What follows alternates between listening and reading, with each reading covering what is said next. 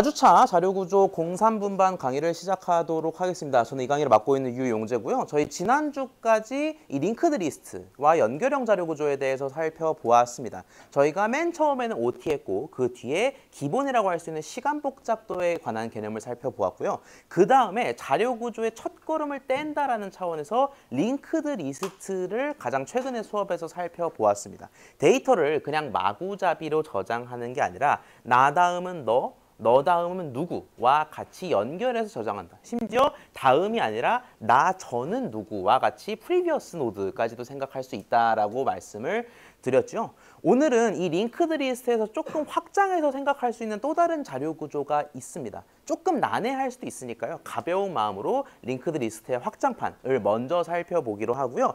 그 뒤에 스택에 대해서 보도록 하겠습니다. 아마 지난 시간에 링크드 리스트 들으면서 뭔가 좀 양가적이라고 해야 될까요? 여러 감정이 들었을 거예요. 일단 뭐 노드가 이런 식으로 왔다 갔다 하는 거는 신기한데 그래서 이걸 어디에 쓴다는 거지? 라고 얘기했을 때 사실 링크드 리스트는 그렇게 많이 할 말은 없습니다. 저희가 뒤에 내용을 좀 더 배워야 링크드 리스트와 연동해서 풀 수 있는 것들이 많기 때문에 지금 당장 링크드 리스트는 어디에 쓰면 좋아요 라고 얘기하기는 그렇지만 요 스택은 우리가 오늘 배우면 당장 써먹을 구석이 있습니다. 그래서 그게 뭔지 천천히 보다 보면은 아 지금부터 좀 흥미로운 내용으로 시작되는구나 라는 거를 아실 수가 있을 것 같아요. 채팅이 있군요.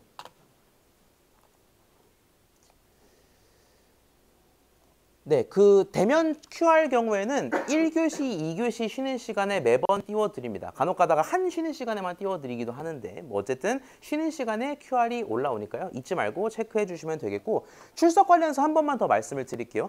학칙을 넘어서는 결석만 아니면은 저는 전혀 신경을 쓰지 않습니다. 여러분이 언제 어떻게 했든 간에. 그래서 너무 출석에 막 신경 쓰시느라 강좌에 부담을 느끼시지는 않았으면 좋겠어요. 좀 학칙상 출석 확인을 지켜달라라는 요구 때문에 확인을 하는 거니까 3분의 1 규정만 꼭 지켜주시기 바랍니다. 자, 스택 자료 구조의 이해와 응용. 제가 먼저 링크드 리스트 확장판을 좀 보자라고 말씀을 드렸죠. 가벼운 마음으로 좀 보도록 할게요. 이름 먼저 미리 보자면 원형 링크드 리스트가 되겠습니다.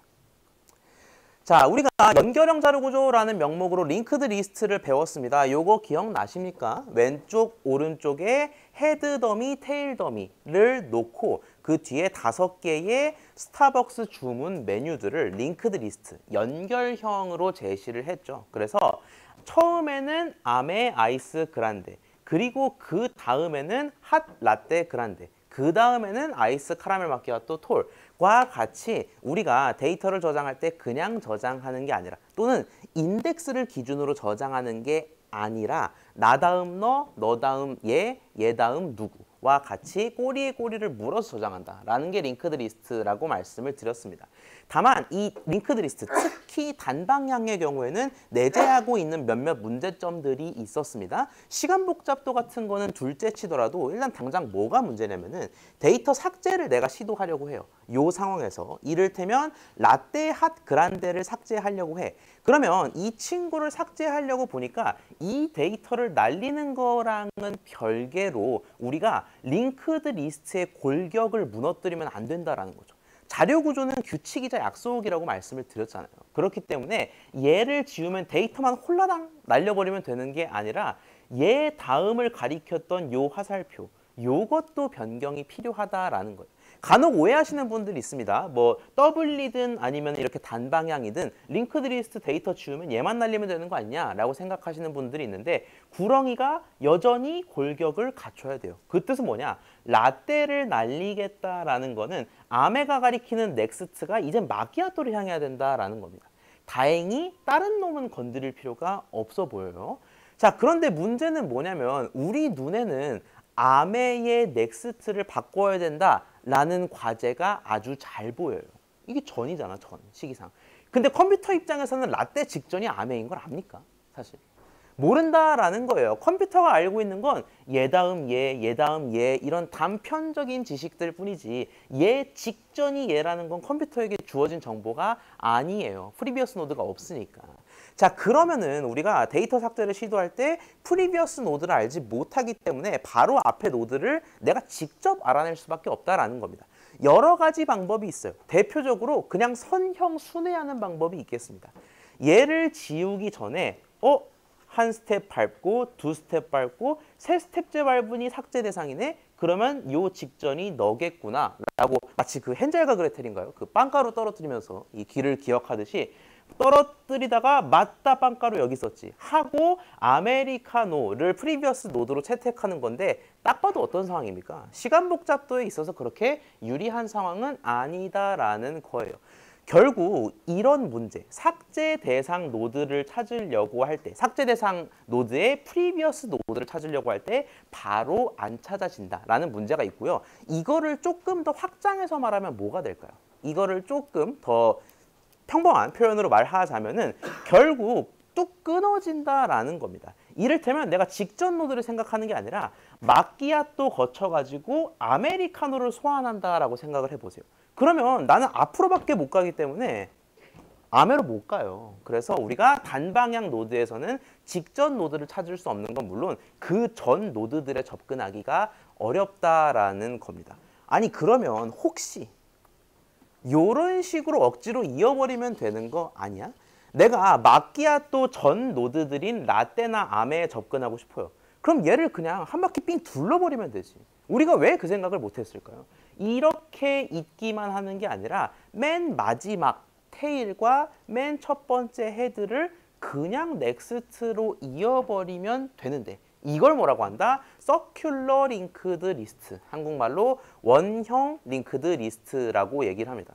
한국말로라고 했는데 원형밖에 안 바뀌었네요. 네, 아무튼 서큘러 링크드 리스트가 될 텐데 순서상 맨 마지막 노드를 가장 첫 노드와 있는 겁니다. 여러분 그냥 있겠습니까? 링크드 리스트는 항상 데이터와 넥스트가 있다라고 얘기했기 때문에 요 막 원소의 넥스트를 넌이나 더미로 가지 말고 부드럽게 헤드, 첫 데이터로 넘기자라는 겁니다. 여기서는 편의상 더미 노드는 안 표기해 드렸습니다. 그게 좀 더 편해서. 자, 요렇게 하는 게 바로 서큘러 링크드 리스트예요. 말 그대로 내가 사이클을 만들어서 돌자라는 겁니다. 이 경우에는 우리가 어떻게든 돌 수 있습니다. 왜? 마끼아또에서 데일리, 자바칩, 그리고 다시 돌아서 아메리카노 라떼와 같이 우리가 전 노드나 직전 노드에 액세스 하려고 할 때 자유롭게 액세스할 수가 있다라는 거예요. 뭐 초장부터 찾고 이럴 필요 없이 그냥 내가 어디든 돌 수 있다라는 겁니다. 순서상 뒤에 있는 노드도 앞에 있는 노드까지 이어질 수 있다라는 거예요. 운동장을 몇 바퀴 도는 것처럼. 근데 조금 수상한 게 하나가 있는데 이제까지 항상 우리가 보통 뭐에다가 표기를 했냐면 뭐 헤드, 테일, 특히 헤드에 좀 방점을 두고 자료 구조를 봤어요. 근데 지금 보면은 뜬금없이 헤드도 테일도 아니고 내가 라스트라고 적어놨거든요. 테일과 사실상 동일한 의미라고 생각하시면 됩니다. 내가 왜 굳이 라스트를 이렇게 강조를 했을까요? 자, 이거는 조금 생각할 필요가 있는데 제가 만약에 라스트에 별로 방점을 안 두고 일단 아예 헤드나 테일을 생각 안 한다라고 쳐봐요. 그러면 무슨 문제가 벌어지냐면 어디가 시점인지를 모릅니다. 이게 아무리 사이클이라 하더라도 분명히 시작하는 노드는 있을 거 아니에요. 근데 라스트 노드도 없고 헤드 노드도 없어. 그럼 그냥 빙글빙글 돌아가지고 어디가 시작인지 모르게 됩니다. 예를 들어 5명이 강강술래하고 있으면 누가 리더다 알 수가 없죠. 내가 손들지 않는 이상. 그것처럼 우리가 뭔가를 딱 지정해줘야 시작과 끝을 알 수 있는데 내가 라스트를 지정하지 않고 헤드만 지정했다라고 생각을 해봐요. 그러면 헤드 다음 놈은 쉽게 알 수 있거든요. 근데 라스트를 알기 위해서는 헤드에서 밟아 그리고 또 밟아서 나한테 돌아올 때까지 순회해야 라스트가 뭔지 정체를 알 수가 있어요. 자, 반면 내가 라스트를 얘로 지목하면 무슨 일이 일어납니까? 일단 라스트 노드는 알죠? 얘잖아. 자바칩이 라스트 노드잖아. 근데 라스트 노드를 지목하면 헤드 노드를 알기가 쉬워요. 왜? 얘가 라스트면 헤드가 뭐예요? 저 친구가 라스트면 헤드가 뭐죠? 데이터로 말하면? 그죠? 넥스트니까 메뉴로는 아메리카노 아이스 그란데가 되는 거죠. 결국 내가 이렇게 단방향 서큘러의 경우에는 마지막 놈을 지목해야 헤드도 한 번의 연산만으로 알아낼 수가 있다라는 겁니다. 마지막 놈의 다음 놈이 바로 헤드가 되니까. 그래서 보통 마지막 놈에다가 포인터, 표시를 딱 가리킨다라는 거예요. 너가 라스트지 라고 말이지. 그래서 이렇게 표기를 한 게 되겠고 팝 퀴즈의 답을 제가 지금 소개해 드렸네요. 헤드가 아닌 라스트를 별도로 표기한 이유가 바로 여기에 있다. 라스트 다음이 헤드이기 때문에 그렇습니다. 그러면 이것도 안 되겠냐. 약간 점점 더 열받기 시작합니다. 별걸 다 섞고 있어. 양방향 링크드 리스트도 있고 사이클 링크드 리스트도 있으니까 둘을 합한 개념이 있겠냐? 있습니다. 뭐라고 얘기하냐? 더블리 서큘러 링크드 리스트라고 합니다. 연결형 자료 구조인 건 맞는데 사이클도 있겠고요. 심지어 각각의 노드들은 양방으로 연결이 돼 있다라는 겁니다. 이 친구는 뭐 볼 것도 없어. 프리브 넥스트를 모두 가지는 더블리 링크드 리스트의 특징을 그대로 안고 가고요. 그마저도 사이클로서 존재한다라는 겁니다. 이 경우에는 내가 굳이 라스트를 억지로 지목할 필요는 없어. 왜일까? 헤드랑 테일을 빨리 하려고 라스트를 지목한 거 아니에요? 근데 여기서 내가 라스트를 안 지목해도 테일이 어딘지는 순식간에 알 수 있어. 왜? 그렇죠. 헤드의 왼쪽, 헤드의 프리브니까. 그래서 바로 알 수 있기 때문에 여기선 굳이 라스트를 지목할 필요는 없겠다. 우리가 이론적으로는 이 정도 살펴볼 수가 있겠고요. 사실 우리 링크드 리스트 할 때 함께 봤던 것들이 뭐였어? 삽입하면은 어디에 어떻게 날개가 바뀌고 삭제하면 날개 어디로 옮겨야 되고 그런 모든 것들은 우리가 링크드 리스트 때 했던 것들을 다 준용한다라고 생각하시면 되겠습니다. 너무 어려울 거 없이 일단 오늘은 기본적으로 사이클을 도는 게 서큘러 링크드 리스트다. 그리고 단방, 양방이 모두 가능하다. 정도로만 이해하시는 것도 충분할 것 같아요. 여기까지 혹시 질문 있을까요?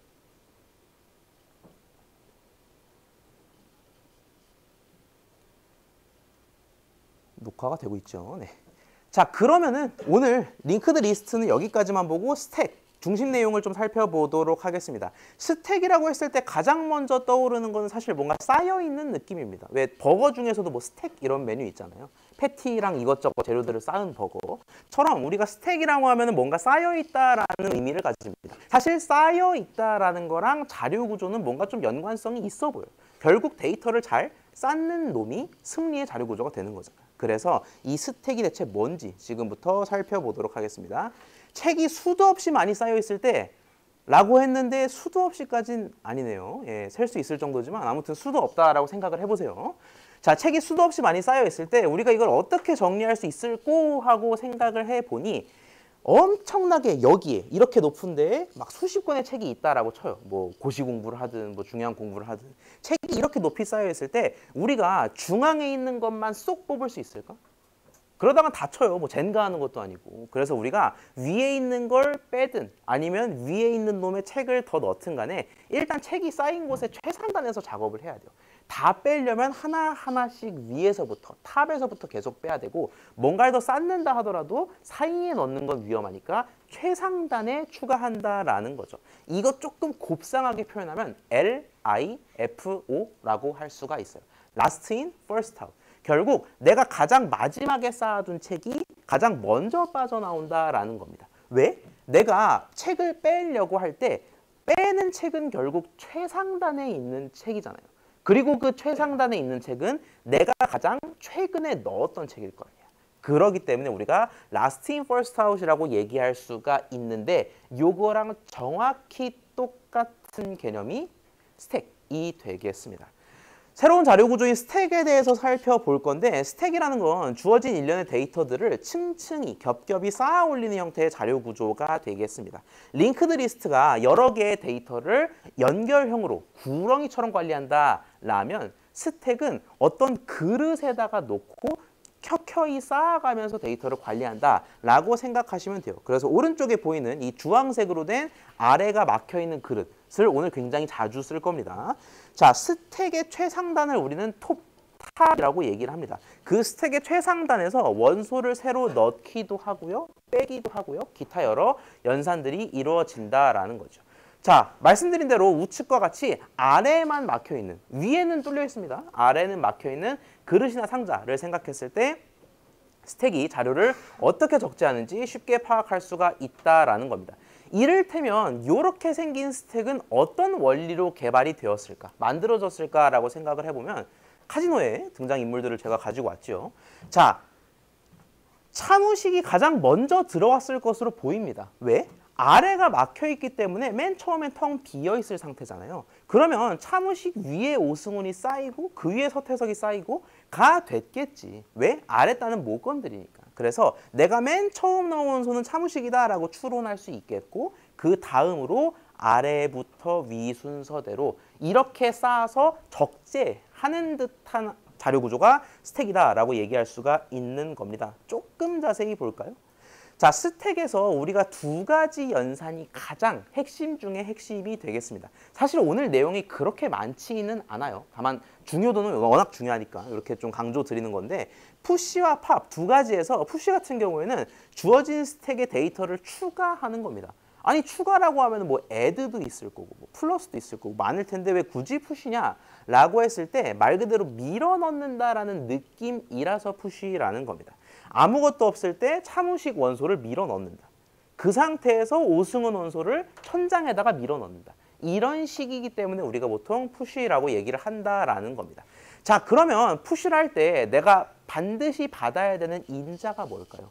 이걸 마치 우리가 파이썬의 함수 혹은 메소드라고 생각을 했을 때 푸시 옆에 뭐가 붙어야 될 거 아니야? 우리가 어펜드나 인서트에 뭐가 붙는 것처럼. 푸시에는 뭐가 붙어야 될까요? 일단 내가 넣고 싶은 원소, 즉 이상구 같은 캐릭터 이름은 받아야 될 것 같아.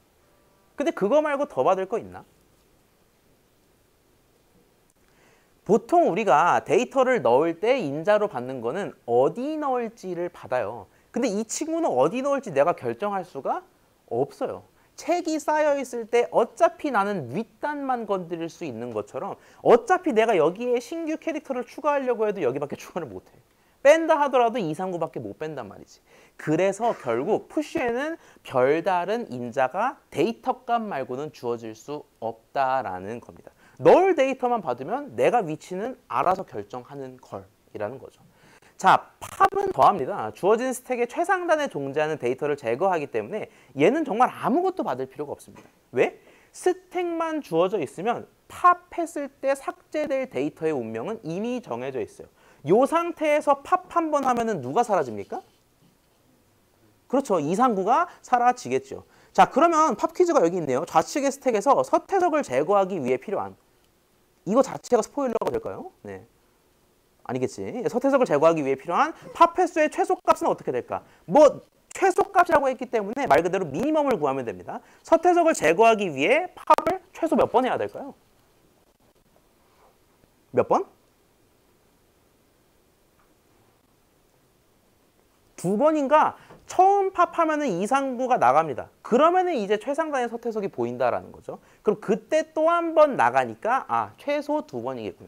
왜 제가 최소라고 했을까요? 데이터를 새로 푸시를 했을 때는 팝을 더 여러 번 해야 되니까. 그걸 고려했을 때 최소값은 서태석을 2번 만에 원소로서 제거할 수가 있다라는 말씀을 드릴 수 있겠습니다. 자, 그런데 제가 이 스택의 특성은 last in first out이라고 누차 말씀을 드렸습니다. 내가 마지막에 이상구를 넣었어? 그럼 빠지는 것도 이상구가 제일 먼저 빠진다라는 거죠. 근데 이거를 살짝 틀어서, 지금부터는 좀 머리를 쓰는 단계가 되겠습니다. 살짝 틀어서 얘기하자면 거꾸로 읽기라고도 스택을 해석할 수가 있어요. 왜? 내가 넣는 거는 요 스택을 만들기 위해서 넣어야 하는 건 차, 오, 서, 이 순입니다.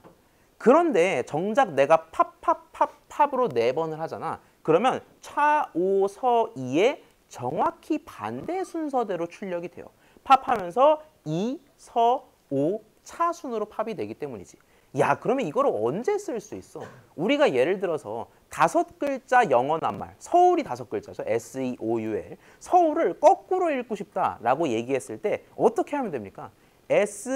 S-E-O-U-L을 순차적으로 스택에 넣은 다음에 거꾸로 팝하면 되는 거 아니에요? 그럼 L, 헷갈리네요. 이렇게 5글자. 힘들어. 네, 5글자가 거꾸로 읽어진다라는 거를 확인할 수가 있어요. 아, 이게 조금 생각을 틀어서 보니까 뭔가 원소를 거꾸로 리피트해야 하거나 그런 경우에도 우리가 스택을 유용하게 쓸 수 있지 않을까. 이게 바로 LIFO의 특징점 중 하나가 되겠다라는 겁니다. 여기까지 혹시 질문 있을까요?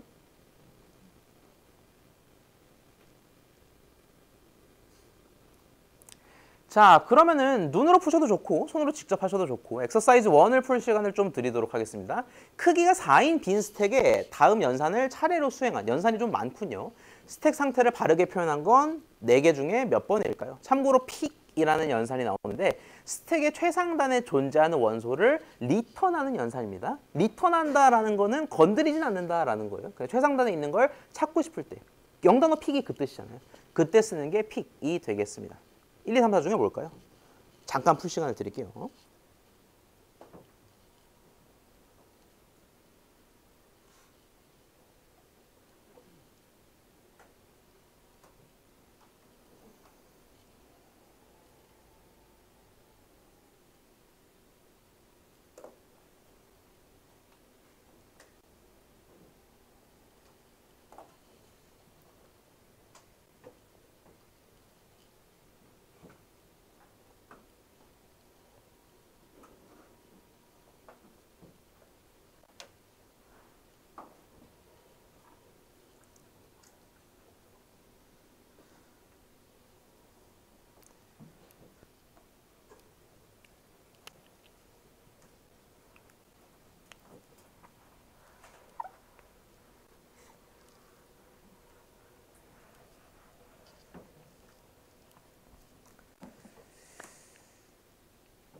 자, 답이 나왔을까요? 몇 번? 몇 번? 2번일까요? 한번 같이 보도록 하겠습니다. 스택의 기본적인 연산이라고 할 수 있는 푸시, 팝에 대해서 잘 알고 있냐를 묻는 문제가 되겠습니다. 보통 이런 식으로 스택 같은 경우에는 크기를 미리 지정해 놓고 활용하는 경우가 많아요. 적은 수의 크기를 미리 지정해 놓고 활용하곤 하는데 크기가 4라고 했으니까 방을 아예 4개를 만들어 두죠.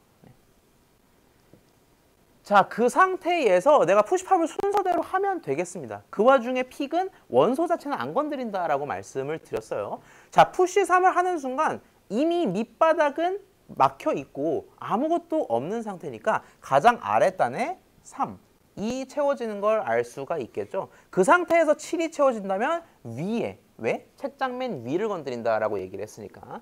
그 상태에서 팝을 하면 7이 반환되면서 사라집니다.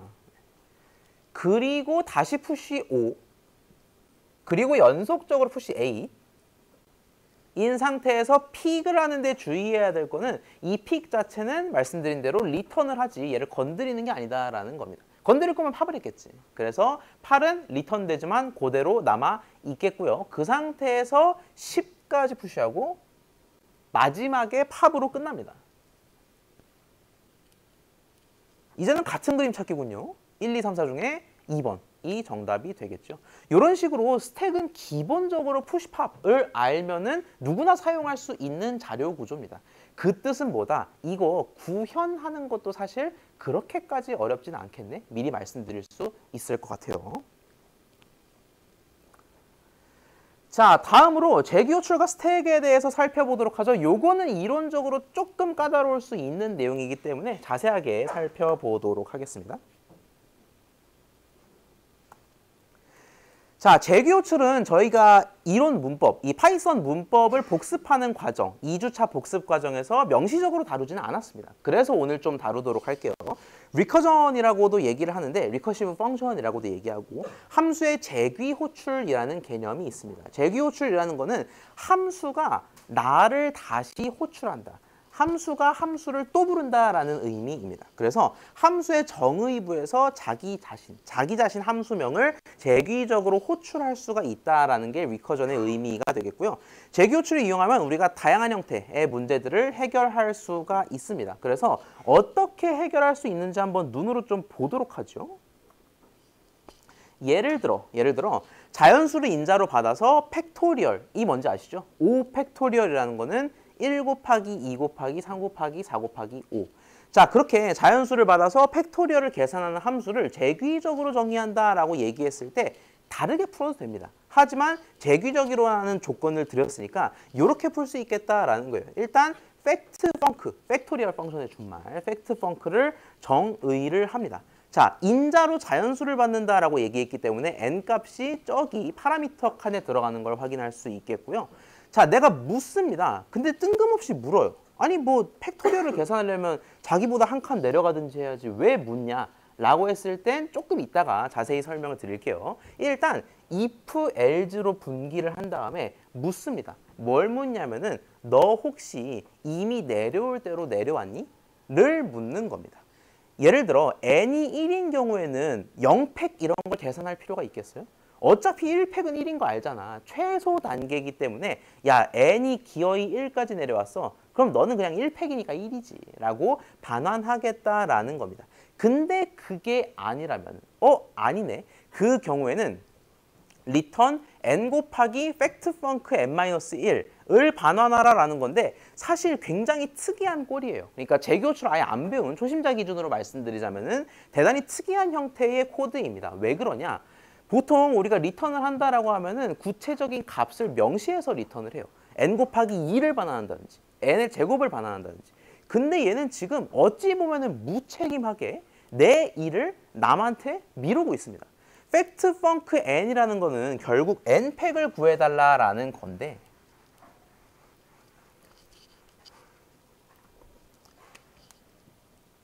을 구해달라라는 건데 리턴은 지금 정작 뭐를 하라라고 시키고 있냐면은 리턴 n 곱하기 factfunc n-1인 즉슨 얘를 반환하라라는 거예요. 그러니까 사실 당연한 얘기를 하는 겁니다. 약간 그런 느낌이죠. 홀수가 뭡니까? 짝수가 아닌 수. 그럼 짝수는 뭡니까? 홀수가 아닌 수. 이렇게 얘기하는 거랑 똑같은 겁니다. n팩을 물어봤는데 직접 계산을 지가 할 생각은 안 하고 남한테 미루겠다라는 거죠. 근데 사실 이게 리커전의 기본적인 원리입니다. 나는 내 할 몫만큼 할 테니까 나머지는 내일에 내가 해줄 거야. 어디서 많이 봤던 패턴이죠. 우리 과제할 때 보통 이러지 않습니까? 네, 내일에 내가 해줄 거다라는 심산으로 넘기겠다라는 겁니다. 근데 이게 가능한 게 이 친구도 몰라.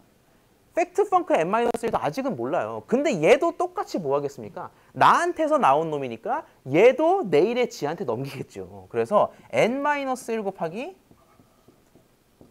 내일에 나한테 넘긴다. 즉 내일의 나의 내일은 안 거죠. 얘한테 넘긴다라는 건데 제가 이래서 밑바닥을 얘기한 이유가 여기에 있다라는 겁니다. 이렇게 내려가고 내려가다 보면은 도저히 내일에 나한테 못 미루는 날, 과제 듀겠죠. 그날이 와요. 그러면은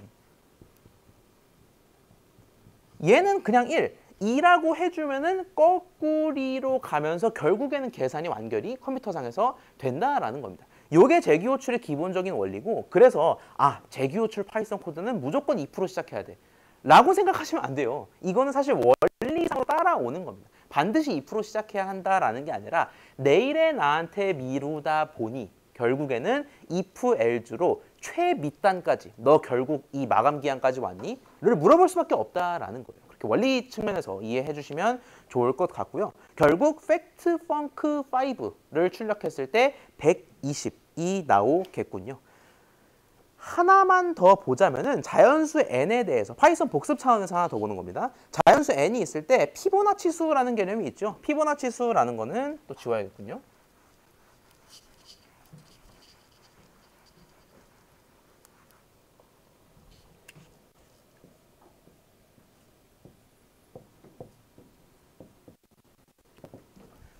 과 같은 수열에서의 값들을 의미를 합니다. 왜? 이 둘을 더하면 뒷놈, 그 둘을 더하면 뒷놈. 이렇게 인접한 놈의 합이 다음 놈이 되는 수열을 피보나치 수열이라고 하는데 n번째 피보나치 수는 편의상 여기서의 번째로 하겠습니다. 예를 들어 세 번째 피보나치 수는 2라고 생각을 하도록 하겠습니다. 자, 그러면은 7번째 피보나치 수라고 했을 때 1, 1, 2, 3, 5, 8, 13 이 반환되는 게 맞아요. 근데 이거를 또 재규적으로 정의하라 라고 하네. 그러면 우리가 어떻게 정의할 수 있을까? 비슷한 꼴이에요. 문제만 다를 뿐이지. 인자로 n을 받은 게 편하겠죠. 그래서 fibofunc, 이번에는 팩트가 아니라 fibofunc입니다. fibofunc n으로 파라미터를 n 하나 설정하겠고요. 자, 얘도 밑바닥의 경우에는 돌려줘야 합니다. 근데 이 친구는 밑바닥을 생각할 때 조금 더 까다로워요. 왜? fibofunc가 너무 기니까 편의상 F라고 하겠습니다. F7을 할 때 얘도 미루는 패턴이 약간 보여요. 어떻게 미루겠어? 어차피 나란 존재는 앞에 두 놈의 합에 의해서 탄생한 거잖아. 그래서 이렇게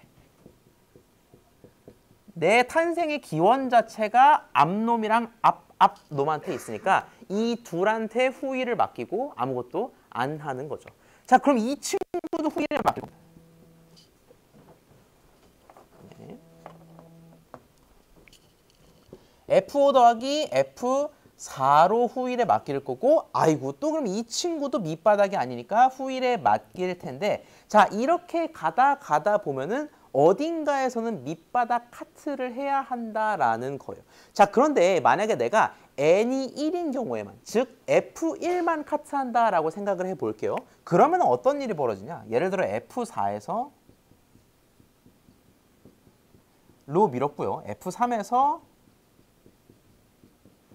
로 밀었어요. 이 코드 하에서는 너무 깔끔합니다. 왜? F3에서 2, 1까지 밀었는데 1도 운명 정해져 있고 2도 운명 정해져 있으니까 리턴하면 돼요. 근데 만약에 내가 n은 2가 없었다라고 쳐봐요. 라인 2에서 n 이꼴 2가 없다라고 칠게요. 그러면은 무슨 일이 벌어지냐? n은 1인 거는 성공 리턴해요. 성공 리턴합니다. 근데 얘가 아직 리턴이 안 됐어. 그래서 어디로 가냐면 하필 여기로 간다라는 겁니다. 역시 얘는 성공 리턴. 근데 F0부터는 아주 그냥 바닥으로 꺼져버립니다. F0도 모르고 우린 알죠. 우린 알지만 0도 모르고 0을 또 미루다 보니까 마이로 미룰 수 없을 정도까지 미뤄지고 아 그래서 이렇게 뒤에 두 스텝 밟는 놈들은 기본적으로 두 스텝 안전장치는 확보해줘야 되는구나 라고 우리가 시행착오를 통해서 배울 수가 있어요. 만약에 이번 수업이 프로그래밍이 아예 처음인 상태에서 수강하신다. 그러면은 저렇게 바로 1필 위주로 코딩하는 건 불가능합니다. 그러니까 몇 번 틀려보셔야 아 이렇게 두 스텝인 경우에는 두 가지를 모두 고려해야 하는구나 라는 걸 아니까 너무 걱정하지 마세요. 자 어쨌든 1과 2를 OR로 묶어주고 그 두 경우에는 내가 밑바닥 카트를 해줘야 할 것 같습니다. 자 그러면은 우리가 어떤 식으로 코드가 전개가 될까? 원래대로 돌아가자면 F7을 구하려고 할 때 F6 더하기 F5가 나오죠. 자 그러면 컴퓨터가 F6, F5를 그냥 눈으로만 딱 보면은 쫙 얼마인지 알겠습니까? 궁예야? 아니죠. 그래서 F6이라고 했을 때 이 F6을 먼저 계산해야 나중에 F5라도 얻을 건덕지가 있다라는 거죠. 그래서 F6을 계산을 합니다. 근데 얘도 계산하는 방법이 무책임하네. F5 더하기 F4라는 거죠. 자 그러면 얘는 역시 함수 실행 과정에서 F4를 눈여겨볼 겨를이 없어요. 을 눈여겨보게 되고 역시 얘도 급합니다. 갈 길이 바빠. 슬슬 어디까지 써야 될지 위기가 오고 있어요. 네, F3 더하기 F2인데 F3도 아직은 모릅니다. 리턴할 바닥이 아니니까. 자, 그 상태에서 을 하는데 다행히 여기서는 리턴이 모두 돼버립니다. 우리 어차피 값은 13인 거 알고 있으니까 값은 생략하고 어디가 날아가는지만 제가 슬래시로 보여드리도록 할게요. F3까지 기어이 내려왔는데 F2, F1이 마침 내가 다 아는 친구들이구먼. 그래서 얘 날아가고 F3 결과는 이제 알게 됩니다. 자 그러면 내가 함수 실행 어디 하고 있었죠? F3 더하기 F2에서 왼쪽 오른쪽 놈을 내가 다 투시해서 볼 수 없으니까 F3 먼저 보고 있었는데 마침 해결이 됐네. 그래서 F2를 보는데 얘도 리턴 자동이네. 그래서 날아간다라는 거예요. 이거 둘을 더한 값도 이제 알겠다. 근데 내가 이거 둘 더한 값 알고 싶었던 궁극적인 이유는 F4 더하기 F3을 알기 위함이었어. 근데 F4를 이제는 안 해. 그러면 난 이제 F3을 구할 차례인데 얘는 몰라요. 알잖아요 하는 분들이 있을 거예요. 여기서 구했잖아. 이거 기억하라고 안 했으니까 모릅니다. 그렇기 때문에 F3을 또다시 왜 이러나 싶지만 과 같이 계산을 하고 얘 둘은 다행히 리턴이 되겠죠. 그래서 얘도 체크되고 마찬가지 원리로 올라가면서 최종적으로 F7을 얻겠다라는 겁니다. 요건 원리고요. 파이썬 코딩 복습하는 차원에서 두 개나 한번 저희 치면서 돌려보도록 할게요. 여러분 가지고 계신 아무 파이썬 편집기나 지금 켜보시기 바랍니다. 따로 없으신 분들은 저희가 코앱을 디폴트로 쓴다라고 말씀을 드렸죠.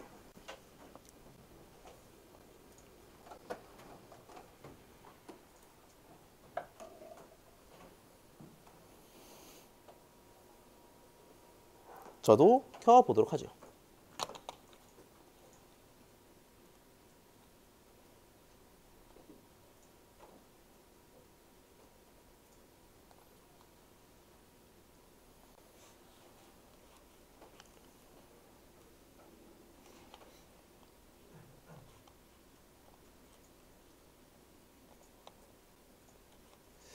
자, 왼쪽 오른쪽 분할해서 잘 보이실 겁니다. 두 가지 살펴봤는데 파이썬 복습하고 몸도 좀 풀 겸 두 가지 다 같이 함께 작성을 해보도록 할게요. 첫 번째, 자연수를 인자로 봐서 팩토리얼 계산하는 게 조금 더 쉬웠습니다. 왜? 한 스텝만입니다. 그래서 팩트 펑크 이라고 하고 자연스럽게 n을 인자 자리로 비워두었죠. 자, 그 상태에서 내가 묻는 겁니다. 야, 갈 때까지 갔니? 라고 해서 맞다면은 밑바닥에선 리턴을 해줘야 한다라는 겁니다. 그게 의무니까.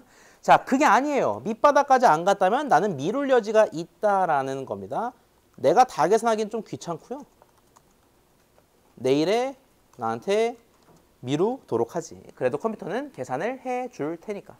자, 그 상태에서 정의만 하고 실행 한번 해볼게요. 첫 실행이니까 조금 걸릴 수밖에 없을 것 같습니다.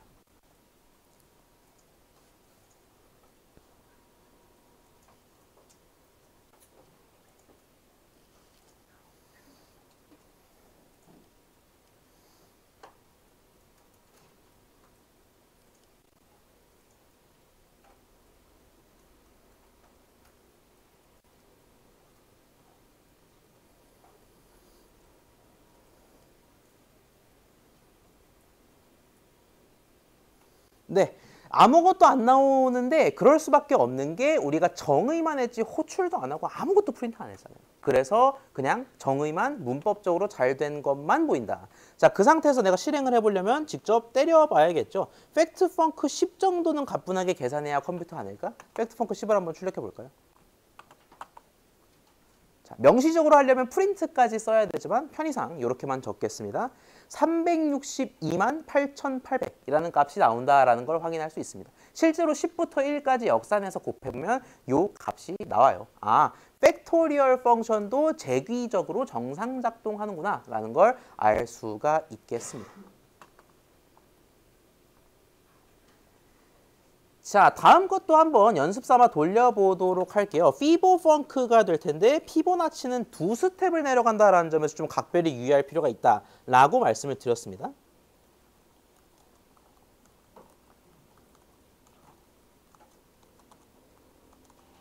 자, 피보 펑크도 역시 재귀적으로 정의하라라고 말씀을 드렸기 때문에 두 갈래로 나눠 생각할 필요가 있어요. 밑바닥이니 아니니. 밑바닥인 경우는 보통 n은 1이거나 0인 상태를 의미하는데 이 친구는 두 스텝씩 내려가기 때문에 특별히 n은 1과 2 모두를 고려해야 된다라고 말씀을 드렸어요. 안 그러면 에러 난다. 자, n이 1이거나 2인 경우에는 리턴을 하면 되는데 피보나치의 첫 번째 값과 두 번째 값은 다행히 다 1입니다. 그래서 1을 반환해주면 되겠고요. 아니에요. 아니라면 이제 미루기가 발동하면 되겠죠. 어차피 나의 탄생은 내 앞에 놈과 내 앞에 놈 덕분이었는 거예요. 그래서 거꾸리로 가면서 점점 답에 가까워져라 라고 명령하는 겁니다. 역시 실행만 될 뿐 아무것도 안 보이고요. 얘를 실제로 얻고 싶다면 한 10 해볼까요? 했을 때 오이구, 55가 나오는 걸 확인할 수가 있겠습니다. 여기까지는 진짜 재규 호출이 뭔지 모르시거나 아니면 잊으신 분들을 위해서 복습 차원에서 살펴본 내용이었다면은 이쯤 되면 우리가 얘기를 할 필요가 있어요. 아니 근데 왜 갑자기 스택을 잘하다가 재규로 넘어가는 거야? 좀 의심스러운 분들이 있을 텐데 스택과 재규가 이 원리 측면에서 사실 때려야 뗄 수 없는 불가분의 관계에 있다. 그것 때문에 우리가 재규를 복습한다라고 말씀드릴 수 있겠습니다. 여담으로 이야기하자면 이 재규 호출 원리는 오늘만 쓰는 게 아니에요. 시간 복잡도를 저희가 항상 매주마다 쓰는 것처럼 이 재규 호출도 나중에 트리 갈 때 또 쓰고 딴 거 볼 때 또 쓰고 해요. 그래서 이때 제대로 배워두는 게 도움이 된다라는 차원에서 저희가 좀 직접 돌려보았고요. 자, 그런데 우리 이렇게 결과만 보면은 조금 밍숭맹숭합니다. 왜? 결과가 맞게 나오는 건 그럴 수밖에 없어요. 우리가 열심히 잘 작성한 코드니까 결과가 맞게 나오겠지. 근데 결과는 재귀적으로 돌리나 비재귀적으로 돌리나 아무짝에도 차이가 없어요. 그냥 똑같은 좋은 결과가 나온다라는 겁니다. 그럼 결국 뭐냐? 우리가 재귀 호출을 재귀 호출답게 접근하려면 너가 진짜 나 자신을 불러? 너가 진짜 내 아랫놈을 불러? 라고 하기 위해서는 우리가 족적을 남길 필요가 있다라는 거예요. 트레이싱을 할 필요가 있다라는 겁니다. 그래서 우리는 보통 재기 호출이 어떤 식으로 작동하는지 눈으로 보고 이해하기 위해서 어떤 식으로 코딩하냐면 이런 식으로 코딩하곤 합니다. 이게 유일한 답이다 그런 게 아니에요. 다만 족적을 파악할 때 이런 식으로 우리가 파악할 수 있겠다라는 겁니다. 프린트헤드를 생뚱맞게 왜 해? 아니 5팩토리얼을 출력하는 거면 그냥 5팩토리얼을 열심히 계산하면 되는 거지 왜 뜬금없이 5 이래. 자 5를 출력하게 되면 내가 뭐인 거를 알아요. F5가 소환됐다라는 사실을 알죠. 우리가 지금 코드를 돌릴 때는 F 몇이 어디서 언제 소환되는지 알 길이 없어요. 전혀 알 길이 없으니까 얘가 맞게 돌아가는 건지 아니면 재기라고 거짓말치고 비재기로 돌아가고 있는 건지 알 길이 없단 말이지. 그래서 F5를 호출하는 순간 나 여기 있어요. 나 호출했어요. 라는 이름으로 printn을 걸어주면은 우리가 좀 함수의 구조적 양태를 볼 수 있겠다라는 겁니다. 이를테면 얘를 돌렸을 때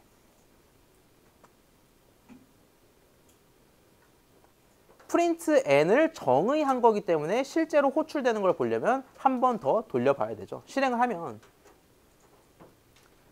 자 이렇게 나옵니다. 19, 87, 65, 43, 21, 3628, 800 결과 멀끔하게 잘 뽑혀 나오고요. 10부터 1까지가 순차적으로 뽑혀 나오는데 여기서 우리가 이 친구 재귀 잘 돌아갔구나라는 걸 알 수가 있어요. 왜? 지금 피보나치 봤던 거랑 별개로 팩토리얼 차원에서 좀 더 쉽게 보자면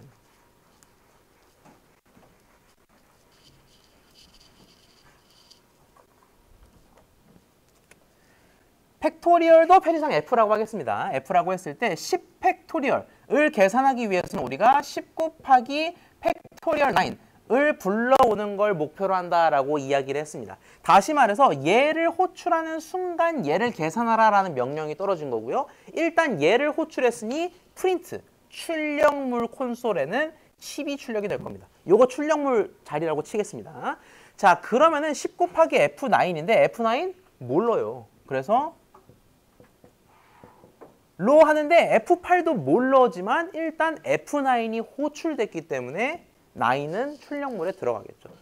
이제는 뭐 더 얘기하면 입이 아픕니다. F8은 8 곱하기 F7일 거고 F7은 모르지만 어쨌든 8은 호출됐다. 그렇게 1까지 호출되니까 밑바닥이 보이네. 그리고 최종 결과가 나온다. 그래서 10부터 1까지 출력되고 최종 결과인 300만 대가 나온다라는 겁니다. 자, 그러면 이 똑같은 짓을 팩토리얼이 아니라 피보나치에 대해서도 할 수가 있겠죠. 뭐만 추가하면? 트레이싱을 위해서 프린트만 추가하면 정의 때리고 실행 때리는데 10으로 하면은 너무 길어지고 복잡하니까 한번 5로 예시로 들어볼까요? 슬라이드에도 제가 5를 좀 이따 드릴 거니까. 자, 근데 이 친구는 난리 부르습니다. 이 결과가 나오기는 나오는데 결과가 최종적으로 5가 나오는데 그 과정에서 5, 4, 3, 2, 1로 정직하게 빠지는 게 아니라 갑자기 2도 가고요. 그러다 3도 가고요. 다시 2, 1을 갔다가 최종적으로 5가 호출됩니다. 대체 왜 이런 식으로 뒤죽박죽 로드를 탔을까는 10분 쉬었다가 보도록 하겠습니다.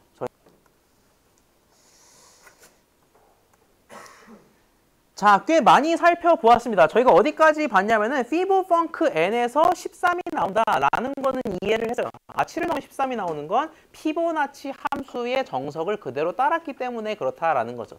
자, 문제는 뭐냐면 우리가 트레이싱을 하는 과정부터 약간 꼬이기 시작했습니다. 아니, 내가 함수가 어느 순서로 호출되는지를 보려고 하는데 이렇게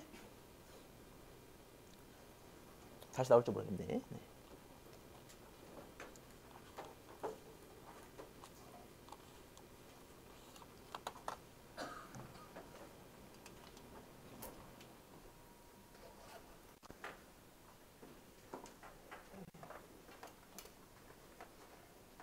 네, 잠시만요.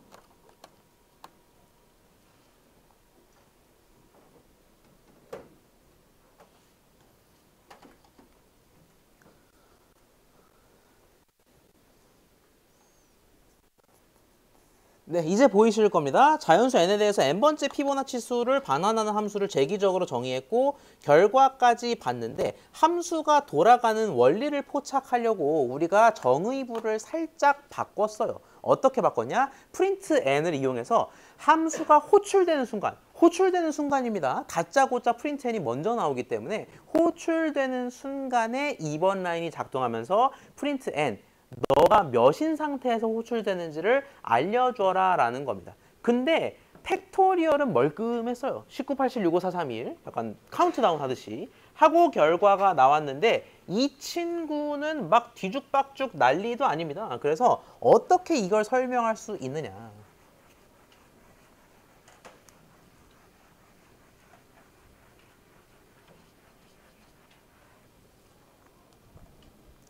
를 다음 슬라이드를 넘어가면서 동시에 설명을 드리도록 하죠. 자, 왜 스택하다가 재귀로 넘어가느냐라는 질문에 대한 명확한 답이 여기 있겠습니다. 사실 이 재귀라는 거는 컴퓨터의 관점에서 재귀 호출을 바라볼 때 스택 느낌으로 돌아간다라고 이해하시는 게 좋겠어요. 컴퓨터의 관점에서 재귀 호출을 한다라는 거는 스택에다가 함수를 차곡차곡 넣었다 뺐다 한다라는 겁니다. 그래서 제가 아주 유명한 이 AI 사진을 넣어드렸죠. 자, 이 사진을 바탕으로 컴퓨터의 관점에서 재귀 호출이 왜 스택 관점에서 해석할 수 있는지를 한번 보자고요. 스택 관점에서 해석하자라는 건 두 가지를 보면 되겠습니다. 첫째, 이렇게 여기에다가 제가 실제로 쌓을 겁니다. 뭐를? 함수들을 호출될 때마다 쌓을 거예요. 그리고 그와는 별도로 출력물은 여기에 넣을 겁니다. 왜 5, 4, 3, 2, 1에서 막 어그러지는지에 대해서 살펴보도록 할게요. 스택 출력물 순입니다. 자, 피보나치 너무 길어지는 걸 막기 위해서 제가 피보펑크 5로 제안을 했고 그 결과 최종적으로 출력되는 요 5는 그 피보나치 수로서의 5입니다. 그러니까 호출로서의 5가 아니기 때문에 얘를 생략하면은 지금 총 5, 4, 3, 2, 1, 2, 3, 2, 1 9개가 출력이 된다라는 거예요. 왜 그런지 저랑 같이 한번 보도록 할게요. 자, F5입니다. 우리 코드는 이미 다 보여드렸지만 쉬는 시간 지났으니까 한 번 더 설명을 드리자면은 1이나 2를 밑바닥으로 잘 녹음되고 있죠. 1이나 2를 밑바닥으로 해서 1을 반환하고 그렇지 않은 경우에는 내일에 나와 모레에 나한테 미루겠다라는 겁니다. 그러면 F5는 내일의 나인 F4, 모레의 나인 F3 에 미루겠다라는 거고요. 이 미루기도 전에 일단 나는 뭐 했다? F5를 호출한 거다라는 겁니다. 그래서 뭐가 출력된다? 5가 기본적으로 출력이 일단 되겠습니다. 출력물이 많아가지고 조금 작게 쓸게요. 5라고 적었고, 자, F5를 호출한 순간 나는 컴퓨터 입장입니다. 내가 AI가 된 거예요. 컴퓨터 입장에서는 뭐가 된다? F5가 쌓인 겁니다, 그냥. F5는 지금 호출돼서 쌓였고 실행 중인 거예요. 아, 그러면은 팝은 언제 될까? 결국 스택은 푸시와 팝으로 귀결된다라고 말씀을 드렸는데 푸시가 이렇게 돼요. 그럼 팝은 언제 되지? 팝은 언제 될 것 같습니까? 함수가 목숨을 다하는 건 뭐 하는 순간? 그렇죠. 반환하는 순간 좋습니다. 리턴하는 순간이기 때문에 리턴하는 순간 팝하면 되겠지만 아직 갈 길이 구만리 같아 보입니다. F5를 리턴하는 건 정답을 얻는 거니까 한참 걸릴 것 같네.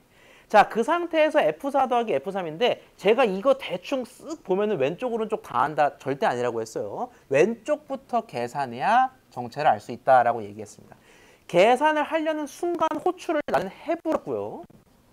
호출을 해불었다라는 거는 F4도 쌓아버렸고 4도 출력해버렸다가 되겠습니다. 뭔가 이런 식으로 3, 2, 1까지는 무난할 것 같아요. F4는 가 되겠다라는 겁니다. F3 더하기 F2가 되는 순간 역시 사실 F2는 우리 밑바닥인 거 알고 있죠. 알고 있지만 그건 사람이니까 그런 거고 왼쪽부터 계산하겠다라는 겁니다.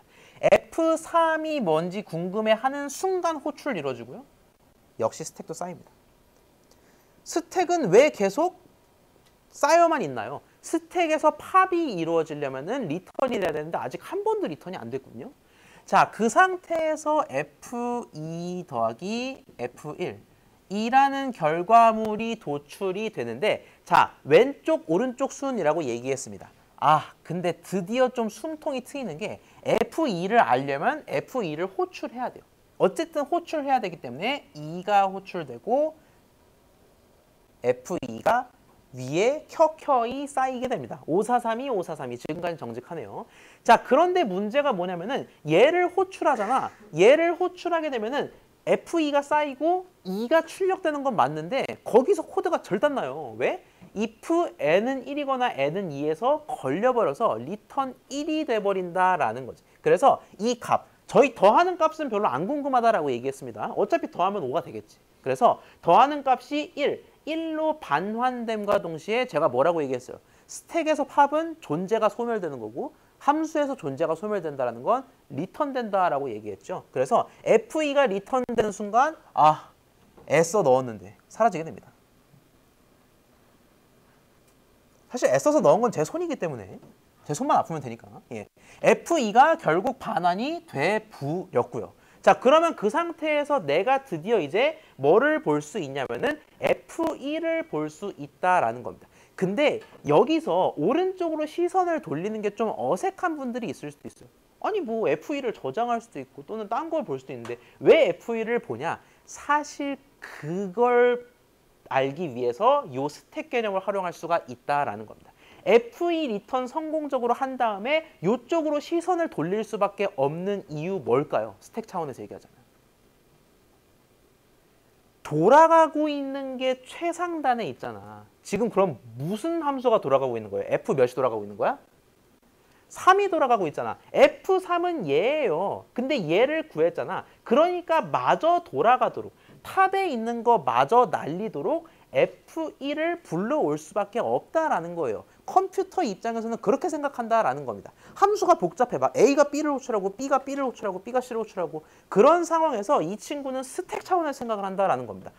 나 뭐 하고 있었지? 맞다, F3 구하고 있었지. 라고 하면서 여기로 시선을 돌린다라는 겁니다. 이제 여기로 시선을 돌려서 F1도 어쨌든 호출해야 값을 알 수 있겠죠. 그렇게 이제 손이 아프니까 가상으로만 쓰겠습니다. F1이 호출이 되는데 이 호출되는 거는 호출되는 순간 1로 리턴돼 버리죠. 그래서 왔다가 팝돼서 나가버리겠습니다. 자, 그러면 얘도 알아. 더하는 건 컴퓨터가 끝장나게 잘하죠. 그래서 그 결과를 이제 알기 때문에 F3을 안다라는 겁니다. F3을 안다라는 거는 F3을 리턴했다라는 거고요. 리턴을 했다라는 건 스택에서의 수명이 다했다. 마침 F3을 계산하고 있었네요. 라는 겁니다. 자, 그러면은 우리 이제 뭐 하고 있어요? 그래서 우리 이제 뭐 함? F4 하고 있는 거예요. F4를 하고 있는 거기 때문에 F4, 즉 F3 더하기 F2를 하고 있는데 얘를 계산해 버렸으니까 할 일이 없는 거예요. 아직 여전히 F4를 열심히 뚱땅뚱땅 이그제큐트 하고 있어요. 그래서 F2로 눈을 쓱 돌리는데 얘를 호출하는 과정에서 이제 2가 나온 겁니다. 갑자기 5431로 갔다 2로 점핑한 이유가 괜한 게 아니었다라는 거예요. 5431 다음에 2가 나오는 이유가 여기 있었다. 2가 호출되고 F2가 겨우 푸시 되지만 얘는 값을 알고 있죠. 푸시가 되는 순간 리턴이 되고 다시 팝으로 또 사라지겠습니다. 그런 느낌이에요. 여러분이 재귀하면서 아마 시험 문제에 이런 게 나오는 게 제일 까다로웠을 거야. 이 프린트가 있을 때 프린트의 순서는 뭐 먼저 출력되는 것은 까다로울 텐데 결국 컴퓨터 입장에서 생각하면 헷갈릴 일이 없다라는 거죠.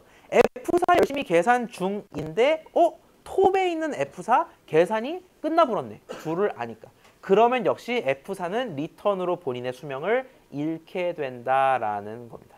자, 그러면 이제 뭐 남아요? 우리 뭐 하고 있지? 톱에 있는 F5 끝판왕 계산하고 있죠. F5를 계산하는데 F4는 이미 수명을 다 했어.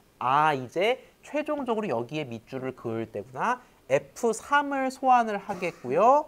F3이 다시 스택으로 올라가게 됩니다. 우리는 F3을 알고 있지만 컴퓨터는 기억력이 없다. 내가 기억을 시키라고 의도하지 않았기 때문에 기억을 못한다라는 겁니다. 얘는 또 다시 F2 더하기 F1이 되고요. 이 순간 F2가 다시 호출되면서 호출되면 무조건 출력, 무조건 푸시. 하지만 푸시를 하자마자 팝이 떠버리고 말겠죠. 그래서 우리 이제 뭐함? F3 하고 있죠. 다시 F2를 호출하고 1을 출력하고 1이 들어왔다가 바로 팝돼서 나가겠습니다.